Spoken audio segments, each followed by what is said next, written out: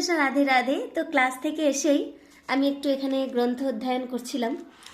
তো আজকে ক্লাসে একটা খুব সুন্দর জিনিস শিখেছি, যেটা আপনাদের সকলের সঙ্গে শেয়ার করি। তৃতীয় অধ্যায় 35 নম্বর শ্লোকে ভগবান শ্রীকৃষ্ণ বলছেন, শ্রেয়ান সদ্ধর্ম বিগুণ পরধর্মাত সুনিষ্ঠিতাৎ সধর্মে নিধং শ্রেয় পরধর্ম ভয়াবহ। এখানে ভগবান বলছেন, স্বধর্মের অনুষ্ঠান দোষযুক্ত হলেও উত্তম রূপে অনুষ্ঠিত পরধর্ম থেকে শ্রেষ্ঠ। স্বধর্ম সাধন করতে গিয়ে নিধন হলেও ভালো, কিন্তু অন্যের ধর্মের অনুষ্ঠান করা বিপজ্জনক।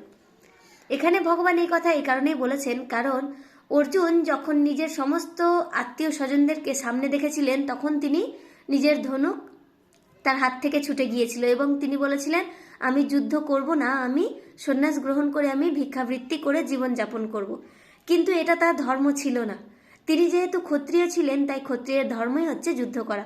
তাই এখানে ভগবান বলেছেন যে স্বধর্মে যদি নিধনও হয় তাও ভালো, কিন্তু পরধর্ম হচ্ছে বিপজ্জনক।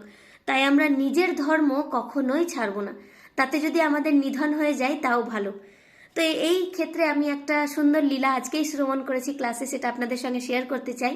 সেখানে মহারাজ আমাদেরকে প্রভুজি এটা বলছিলেন যে একজন বানর ছিল যে সর্বদা জেলেদেরকে মাছ ধরতে দেখত।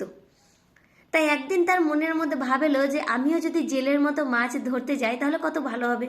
তো এই ভেবেই সে জেলেদেরকে অনুকরণ করে বা অনুসরণ করে ও জলের মধ্যে জাল ফেলতে যায়। আর জাল ফেলতে গিয়ে এমনভাবে জালটাকে ছুঁড়ে যে সেই জালের মধ্যেই সে আটকে যায় এবং জলে ডুবে গিয়ে তার মৃত্যু হয়। তাহলে এখানে আমরা কি জানতে পারছি, যে মাছ ধরাটা বানরের কাজ নয়, মাছ ধরাটা কিন্তু জেলের কাজ। বানরের কাজ হচ্ছে সে গাছে গাছে যাবে, ভালো ফল পাবে আর সেটা খাবে, ব্যাস।